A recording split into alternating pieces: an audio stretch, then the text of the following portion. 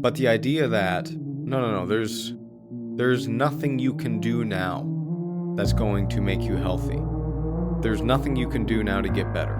There's nothing you can do now to not die in the very near future. That is a stark reality.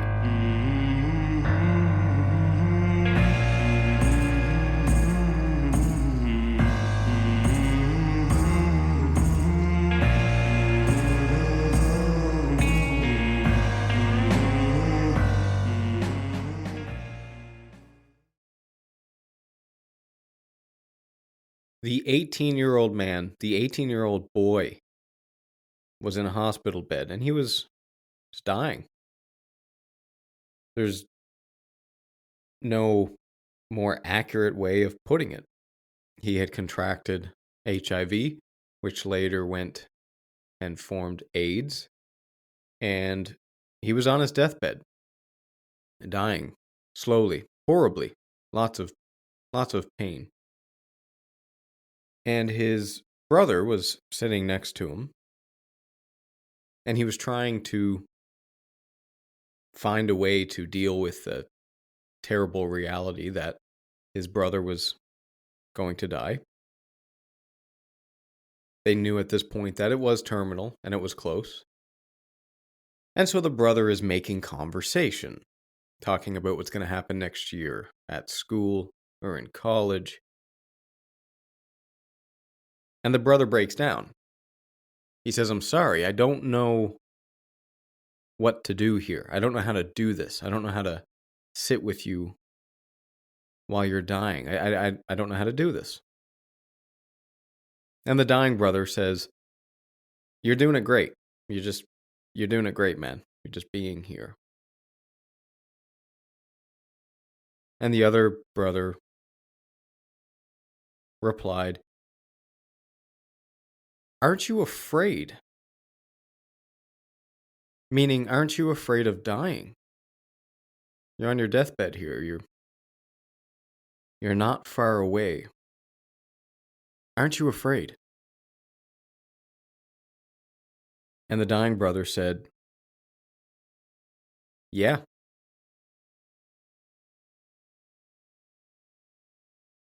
That's it. Just, yeah. He didn't say, "Yeah, I'm afraid, but you sitting here gives me strength." He didn't say, "Yeah, but I lived a good 18 years." He didn't say, "Yeah, but I'm going to enjoy my last moments." He didn't say any of that. He just said, "Yeah." And that scene, that's a movie scene, by the way. I won't tell you which because it would spoil it. It's a show, actually. But just because it's a fictional show, that scene happens a lot in life. I mean, we lose people. I've lost people. You've lost people. And if you haven't, you're going to. You're going to be in that situation.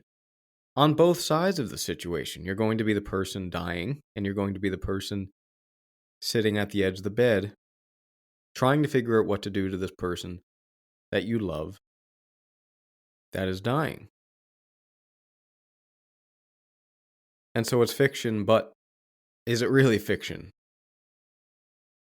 if it happens to all of us in multiple different versions of that? So I would say it's real. It's very real. But something struck me about that he just said, "Yeah." Are you afraid of dying? Yeah. If you would ask me, another philosopher, a friend, whoever, "Hey, are you afraid of dying?" I mean, my impulse would be, yeah, a little bit, of course. Everyone is. But then I would probably go on a bit of a rant about how Stoicism treats death as an indifferent, and how death is part of what makes life beautiful, and I would go down the philosophical route because I'm an overthinker. But there's something striking about being able to just say, "Yeah, I'm afraid." Just that that raw energy, not feeling the need to justify yourself. Now, maybe when you're on the deathbed, maybe you don't feel that need. Maybe you feel the need for a little bit of hope. Maybe you feel the need to be strong for those around you. But to be able to just call it how it is. Yeah, I'm afraid of dying. And to just end it there. There's something raw and real and relatable about that. Because we as Stoics try and focus on what we can control. And sometimes by focusing on that so much, we lose sight of just how much is not really up to us. Meaning, if you get sick, it's the flu, and it's a bad version of the flu. There are things you can do. You can try and eat garlic or ginger, you can take some medicine, you can go get admitted to the hospital and get IV drip. And yes, people do die of influenza. However, for the most part, you kind of know you're going to pull through. Similar to how if you're climbing a tree and you fall off the tree, because we all do that as adults, right? And you break your arm and you go to the hospital, there's a chance that maybe, I don't know, you picked up an infection by falling off the tree that they didn't catch and then you'll die or whatever. But really, you're not too worried about not getting better. But when you become terminally ill, when the doctor tells you that you are going to die, you will not recover from this, that's a different type of reality. And it's a different type of realization. I've seen several of the elders in my life pass away. One in particular, I wasn't there during this, but my mother told me that my great aunt went into my great uncle's bedroom, and my great uncle had cancer, and he was in tears. He was crying. He was upset. He was sad, and he just said, in his tears, he said, "I'm going to die." It was that moment where he realized that he was going to die. That there is no, well, if this flu gets worse, I'm going to go to the hospital and get an IV drip, and it'll be rough, but I'll get through it. There's none of that. No, this is what it is. I am going to die. Period. Hey there. Let me thank you for being a listener to this ad-free podcast. If you enjoy the podcast, there are a few things you can do to help me out. A 5-star review on Spotify or wherever you're listening to this really does help, and it's free. You can also sign up for my Substack newsletter or Patreon. Substack free gets each episode emailed to you along with the transcripts in the form of an article. You'll also get access to my live talks, followed by a Q&A afterward. Substack Premium supporters and my patrons on Patreon get access to the recordings and a brief article of those Q&A sessions, access to full episodes of the Paradoxically Speaking podcast, my Steps to Success interview series, Stoic meditations, and much more. Links to Substack and Patreon can be found in the show notes.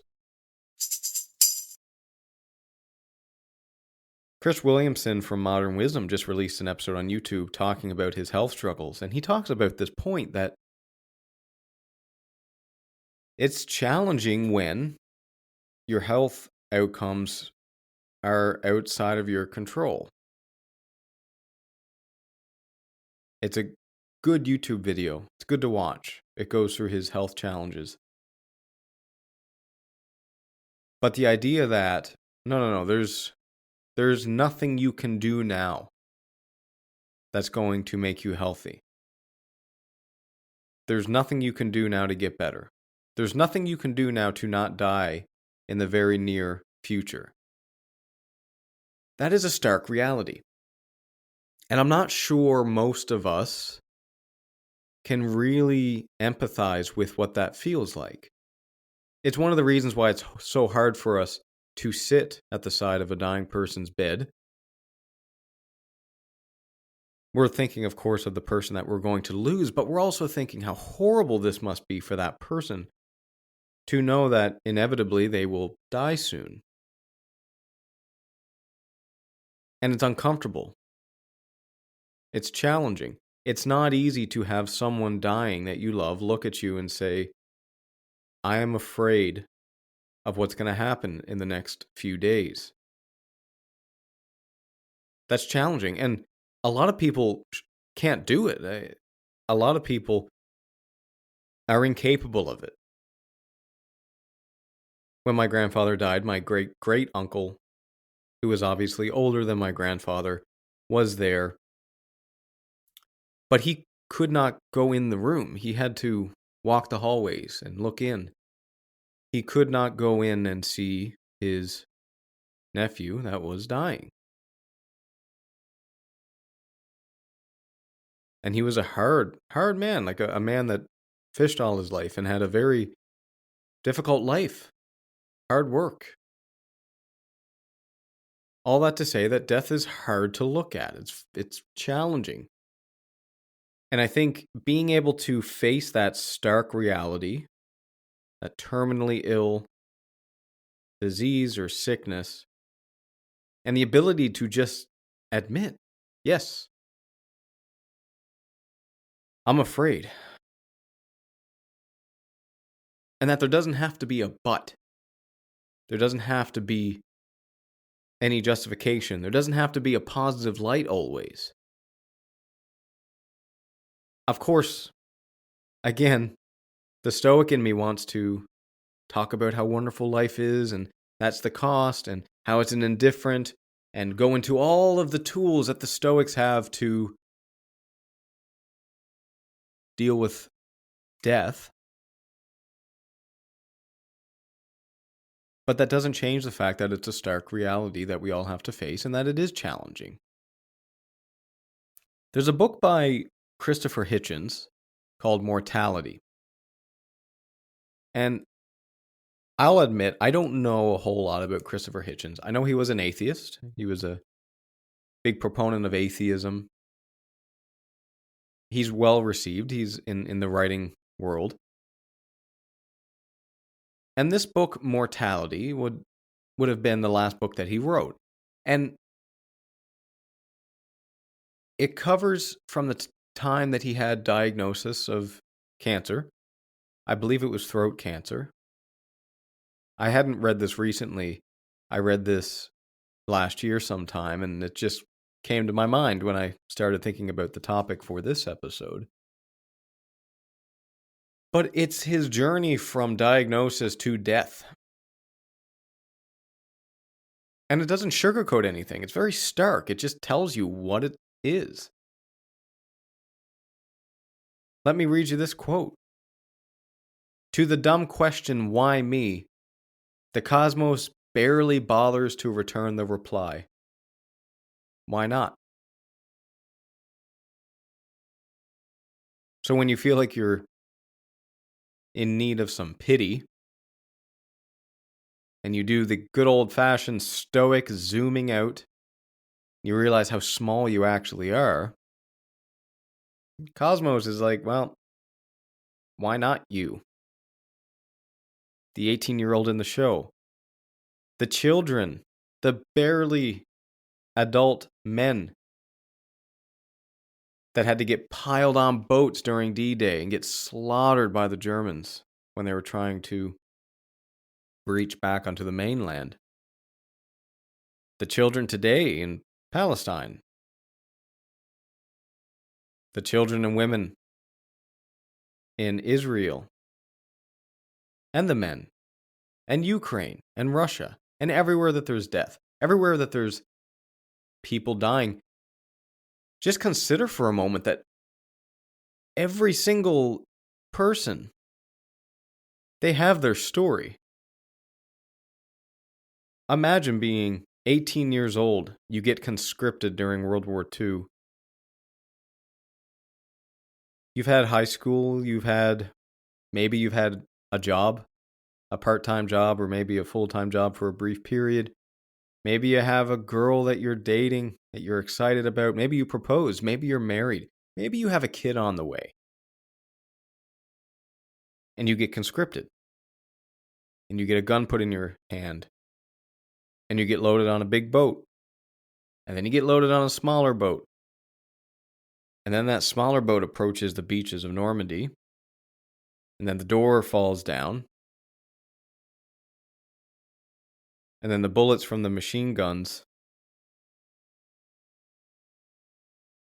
well, they do their thing. And that's a high-level view of one person's story that doesn't account for the nuance of who they are and their challenges of life and their hopes, their dreams, their desire to, become an engineer, have a family, be a parent one day, be a grandparent one day, have their own business, fall in love, whatever it might be.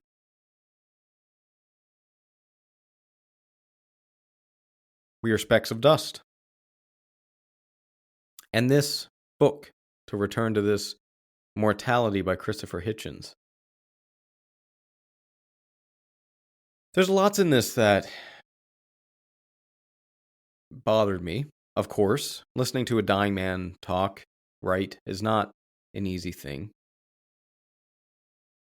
One of the things that bothered me the most about this book was that the last chapter or two, near the end,